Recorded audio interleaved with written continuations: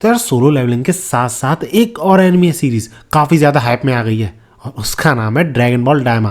क्योंकि इस एनिमे में ऐसी ऐसी चीजें हुई हैं जो कि किसी ने भी एक्सपेक्ट नहीं की थी। जैसे कि वेजिटा का सुपर सैयन 3 में ट्रांसफॉर्म होना, गोकू का सुपर सैयन 4 में ट्रांसफॉर्म हो जाना, जिसके बारे में सारी न्यूज सारी अपडेट्स मैं तुम्हें इंस्टाग्राम पे बताता हुआ आया हूँ।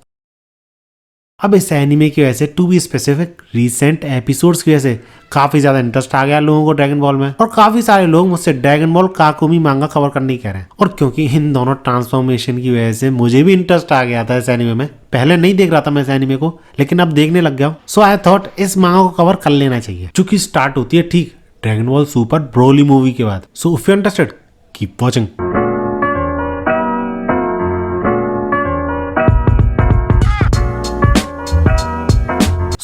इस मांगा के चैप्टर फर्स्ट की बात करें तो उसका नाम है Son Goku's last training, and credit for those guys जिन्होंने ये मांगा बनाई है। इसके बाद हमें दिखाया जाता है गोजिटा, जो कि शायद सबसे स्ट्रॉन्ग वॉरियर है इस पॉइंट ऑफ टाइम पे सारे यूनिवर्सेस में। एंड आफ्टर डेट हमें रिकैप दिया जाता है कि कैसे गोजिटा ने फाइट करी थी ब्रोली से, उसको हरा दिया था, एंड बाद में गोकू और ब्रोली दोस्त बन गए। एंड इसके बाद हमें शो कराया जाता है कि इस पॉइंट ऑफ टाइम पे यूनिवर्स 7 में बिल्कुल शांति है, कोई भी तरीके का खतरा नहीं है। बट हमें ये भी बताया जाता है नरेटर के थ्रू पास्ट के कुछ इवेंट्स फ्यूचर को कैप्चर करने वाले हैं, और जो रिजल्ट होगा ना इसका वो काफी बड़े स्केल पर होने वाला है। आफ्टर दैट हमें दिखाया था यूनिवर्स 6, जो कि अचानक से शेक करने लगता है, और इन सभी को पता चल जाता है कि ये शेकिंग किसकी वजह से हो रही है। सेम केस यूनिवर्स 11 के साथ था, उनका भी यूनिवर्स शेक कर रहा था और एक काफी स्ट्रॉन्ग प्रेजेंस उन्हें महसूस होती है। और ये सब लोग समझ चुके थे कि ये और किसी की वजह से नहीं, गोकू की वजह से हो रहा है, जो कि बीरस के साथ फाइट कर रहा है। अब ये चीज पढ़ने के बाद ऑनेस्टली मुझे लग रहा था कि गोकू हमेशा की तरह जैसे प्रैक्टिस के लिए फाइट करता है वेजिटा के साथ, शायद बीरस के साथ ऐसे ही कर रहा होगा। बट नहीं, इस बार ये फाइट काफी ज्यादा सीरियसली हो रही थी। इनफैक्ट बीरस, जो कि कभी भी अपने अपोनेंट को सीरियसली नहीं लेता, वो भी काफी ज्यादा सीरियसली फाइट कर रहा था। और इसीलिए तो यूनिवर्स 7 के आसपास के सारे यूनिवर्सेस में इसके कॉन्सिक्वेंसेस दिख रहे थे। इनफैक्ट यूनिवर्स 7 की अर्थ पे तो ऐसा लग रहा था कि दुनिया खत्म होने वाली है। आई बेट ड्रैगन बॉल में किसी भी नॉर्मल इंसान का सर्वाइवल रेट 10 से 20% ही होता है। इसके बाद हमें अगले ही पैनल में दिखाए जाते हैं गोकू एंड बीरस, जिन पे की एक दूसरे के अटैक्स टकराने की वजह से ही काफी ज्यादा डैमेज पहुंच रहा था। और ये फाइट कितनी ज्यादा सीरियस थी तुम वीज का चेहरा देख के ही समझ सकते हो। इतने में किंग का कॉल आ जाता है वही क्रिस्टल बॉल पे, और वो हेजिटेट करते हुए वीज से पूछता है कि क्या मैं पूछ सकता हूँ कि अगर यहाँ पे चल क्या रहा है, क्योंकि पूरा का पूरा यूनिवर्स शेक कर रहा है और वो इतनी दूर से महसूस कर सकता है कि गोकू और बीरस का ऑरा जो है वो काफी ज्यादा ओवरवेलमिंग है। जिसपे वीज मुस्कुराते हुए सिर्फ एक चीज बोलता है कि कुछ नहीं, ये सन गोकू की ट्रेनिंग का रिजल्ट है। और इसके बाद हमें प्योर फाइटिंग दिखाई जाती है without any speech bubbles. Oh my God! Okay, it's happening. जिसकी स्टार्ट होती है गोकू और बीरस के एक दूसरे पे अटैक करने से, जिसको दोनों ही आसानी से डॉज कर लेते हैं। बट उनके पीछे प्रेजेंट प्लैनेट्स फूट जाते हैं। प्लैनेट तो नहीं, आई गेस मून्स थे। इसके बाद फिर से वो एक दूसरे पे अटैक करते हैं, एंड अगेन रिजल्ट सेम रहता है, बस इस बार मून्स की जगह एस्ट्रॉइड्स तबाह होते हैं। इसके बाद गोकू अचानक से बीरस पे पंच करने की कोशिश करता है, बट बीरस उस जगह से ही गायब हो जाता है और गोकू के पीछे जाके एक तगड़ी किक पेलता है उसके। इसके बाद गोकू उस किक को एंड्योर करने के बाद तुरंत ही बीरस से दूर भागता है, उस पर छोटे छोटे अटैक्स करते हुए। लेकिन बीरस कुछ अटैक्स को तो डॉज कर लेता है, बट कुछ अटैक्स को सम काइंड ऑफ रैप का यूज करते हुए वापस गोकू पे ये चाल देता है। टू बी ऑनेस्ट यार, इसी तरीके की कुछ टेक्निक्स में देखना चाहता हूँ ड्रैगन बॉल में। सिर्फ इसी चीज की कमी है मेरा मानने में। पावर के लेवल में तो हमेशा हर चीज बढ़िया है ड्रैगन बॉल में, कुछ अलग तरीके की टेक्निक्स, कुछ अलग अलग तरीके की स्पीशीज, रेसेस, ये और देखने को मिल जाए तो मजा ही आ जाए। खैर गोकू को भी नहीं पता था कि बीरस ऐसा कुछ कर सकता है, इसलिए काफी सरप्राइज मिलता है उसे। अब क्योंकि गोकू को भी नहीं पता था कि बीरस ऐसा भी कुछ कर सकता है, इसलिए वो उस अटैक को डॉज नहीं कर पाता, एंड हेंस बहुत बड़ा धमाका होता है, जिससे कुछ टाइम के लिए शांति छा जाती है। लेकिन तभी गोकू सारा धुआं हटाता है सामने से और तुरंत ही बीरस के पीछे पहुंच जाता है, और बीरस कुछ भी नहीं कर पाता बिकॉज ही वॉज सरप्राइज।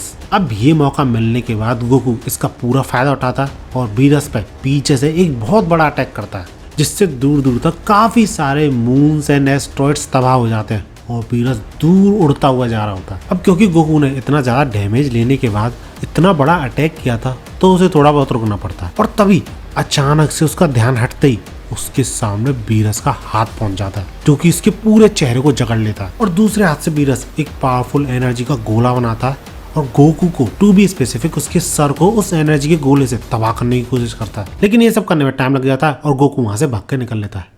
सही बता रहा हूँ, अगर ये अटैक काम कर जाता गोकू को बहुत ज्यादा सीरियस डैमेज पहुंचता, क्योंकि as we all know Dragon Ball में अगर किसी अटैक को क्रिएट करने में टाइम लग रहा है तो वो पावरफुल होगा ही। इसके बाद हम देखते हैं कि गोकू भाग रहा होता है बीरस से बच के इधर उधर, और जब बीरस उसे कैचअप कर लेता है तो उसे फाइट करनी पड़ती है, लेकिन फिर से मौका देख के भाग लेता है और ऐसा ही करते हुए ये दोनों काफी सारे प्लैनेट्स पे जाते हैं। अब क्योंकि गोकू बार बार भागने की कोशिश कर रहा था और बीरस इरिटेट हो रहा था, इसलिए वो गोकू का पैर पकड़ता है और घुमा घुमा के बहुत दूर फेंक देता है, इतना दूर कि गोकू रुकने की कोशिश भी नहीं कर पाता क्योंकि वो घूमने से इतना ज्यादा हर्ट हो चुका था। अब क्योंकि गोकू रुक नहीं पा रहा था तो वो बीच में प्रेजेंट प्लैनेट्स को, एस्ट्रॉइड्स को तबाह करते हुए एक बहुत बड़े प्लेनेट टाको पे जाके गिरता है और गोकू के इस प्लेनेट से टकराने की जो फोर्स थी ना वो काफी ज्यादा थी, और ये चीज तुम इस पैनल को देख के समझ सकते हो। अब गोकू के टकराने से पहले हमें इस प्लेनेट के लोग दिखाए जाते हैं जो कि कुछ ऐसे दिखते हैं, और उन्हीं लोगों में से एक बच्चा गोकू के पास जाता है और गोकू को कुछ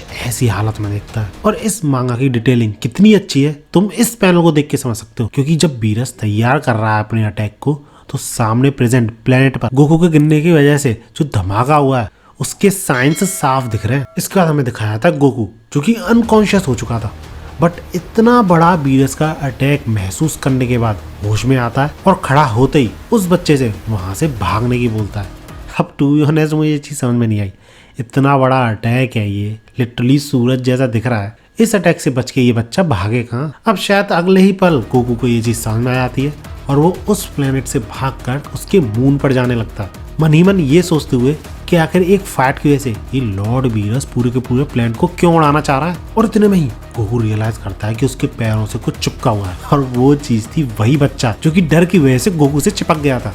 अब गोकू मून पे तो पहुंच जाता है, लेकिन इतने में ही बीरस अपना अटैक भी छोड़ देता है। अब गोकू चाहता तो बच सकता था, बट अगर वो झटके से स्पीड बढ़ाता तो उस बच्चे की जान भी जा सकती थी, इसलिए गोकू पूरा का पूरा अटैक जो कि मून के साइज से इतना बड़ा था अपने ऊपर ले लेता है। इतने में हमें वापस बीरस के प्लेनेट दिखाया जाता है जहाँ पर की वीस और ये मछली बातें कर रहे थे एक दूसरे से, जिसपे की वीस बोलता है कि 30 मिनट हो गए ना फाइट करते करते, और कितने टाइम तक फाइट करेंगे, जिसपे मछली बोलती है कि वाकई में मानना पड़ेगा उस ह्यूमन में दम तो है कि एक गॉड ऑफ डिस्ट्रक्शन से 30 मिनट तक फाइट कर पाया है वो। जिसके बाद वीस सोचता है कि शायद उसे ज्वाइन करना ही पड़ेगा फाइट को, ज्वाइन से उसका मतलब है रोकना पड़ेगा इस फाइट को। इसके बाद हमें अर्थ दिखाई जाती है जहाँ पर की बू, सेटन, गोहान की बीवी पिकलो पिकनिक टाइप मना रहे थे, जिस दौरान गोहान डिसाइड करता है कि वो वापस से अपनी ट्रेनिंग शुरू करने वाला है, जिसपे पिकलो पूछता है कि ट्रेनिंग, तुम अगर ट्रेनिंग पर ध्यान दोगे तो अपनी स्टडीज कैसे करोगे, जिसकी वजह से तुमने अपनी ट्रेनिंग को छोड़ा ही था। जिस पे गोहान रिप्लाई में बोलता है कि मैं किसी ना किसी तरीके से कॉम्प्रोमाइज कर लूंगा। इसके बाद हमें एक और रैंडम प्लैनेट दिखाया जाता है